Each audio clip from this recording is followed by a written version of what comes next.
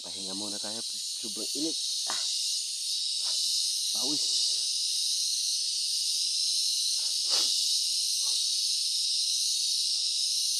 Sana umulan para makabawi yung mga bagong tanim natin na niyog at saka mga saging. Para pagdating ng panahon, may aanihin na tayo.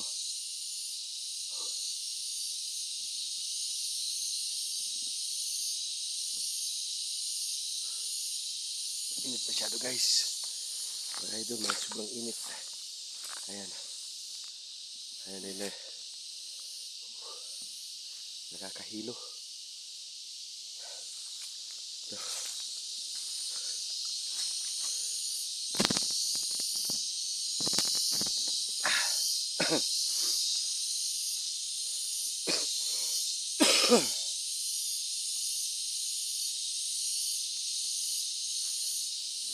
Ayan na.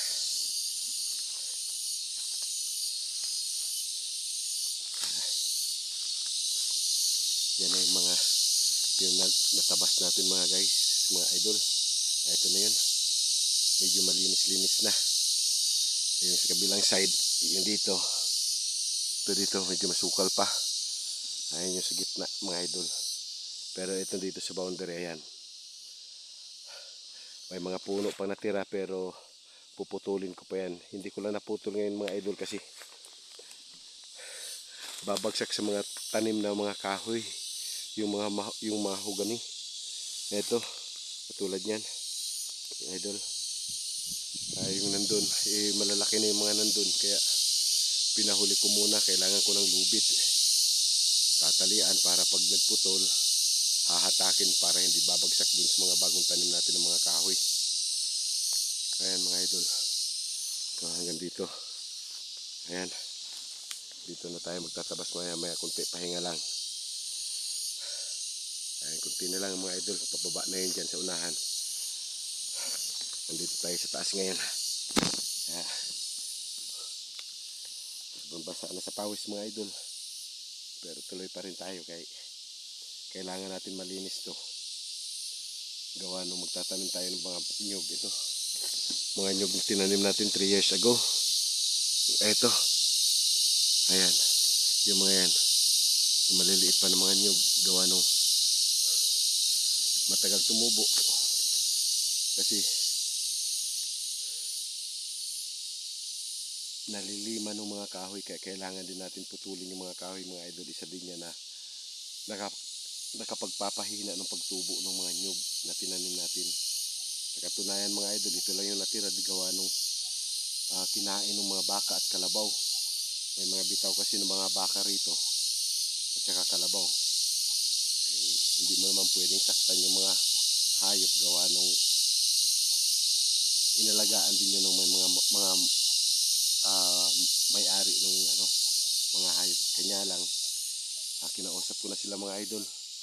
Kung po pwede itali na nila kasi puro issue na sila sa mga tanim ko ng mga saging at saka niyog.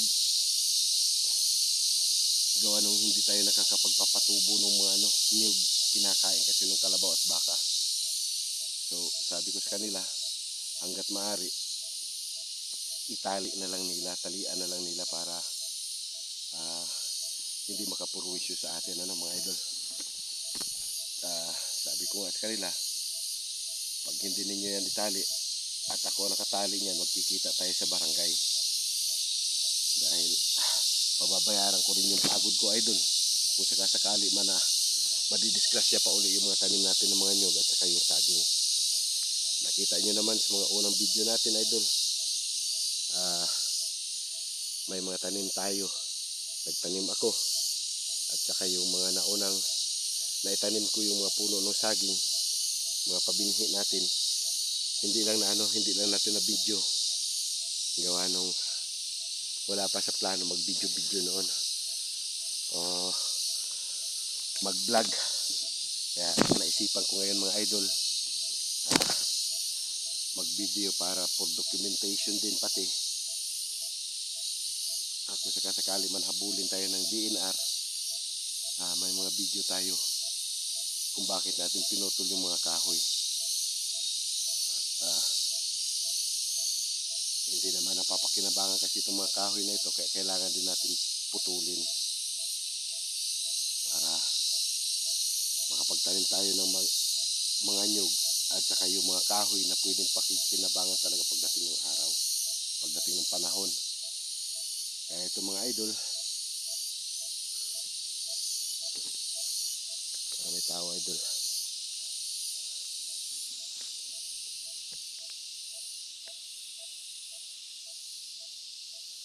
Titingnan natin kung may tao.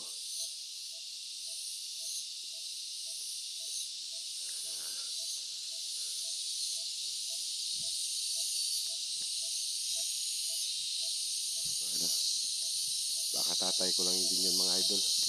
Kasi nag-usap kami kanina. Sabi niya susunod lang daw siya dito sa bundok. Gawa nung may ginagawa pa siya doon sa bahay niya.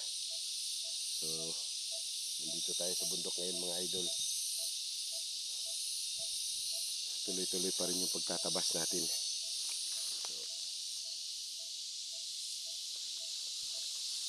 So, ito lahat mga idol. Ayan, mga kahoy na yan, mga damo na yan, tatabasin pa natin yan. Para magandang tingnan yung ano natin, area. Hindi na masukal. At hindi na rin pamamahayan ng mga ahas o mga insekto. Gawa nung ang nyug natin parang hindi pa maganda yung mga bunga ngayon. Baka sakasakali next year makakabawi na tayo mga idol. Kaya kailangan natin linisin. Kasi ganun, maganda yung ani natin sa susunod ng mga taon. Gawa nung dati yung nakukuha ko rito na pag nagpa-copra ako 15 sakos na copra. Ngayon pinakamataas mga idol 5. Gawa nung nasira sa bagyo yung mga nyug natin. Ngayon medyo nakabawi-bawi na rin sila. Gawa nung medyo matagal-tagal na walang bagyo. Ngayon init naman yung kalaban natin. So kailangan talaga natin tabasin itong mga damo para pag namatay or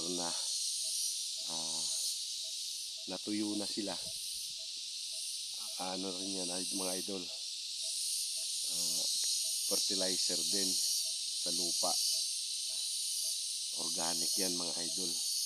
Hindi na tayo gagamit ng abono na mga abono ngayon sobrang mahal din. Kaya ang gagawin na lang natin, itong mga damo na natatabas natin mga idol, hayaan lang natin pag natuyo siya. Gawa nung pag na-decompose na yan mga idol, fertilizer na rin siya. Organic fertilizer. Mas magandang fertilizer kasi mas mataba ang lupa at masisip-sip ng mga tanim natin na kahoy at niyog, saging. Kaya tatabasin natin lahat yung mga damo mga idol. So simula ulit tayo magtabas mga idol, para medyo malinis na rin yung natin. Malilinis na natin yung area natin mga idol.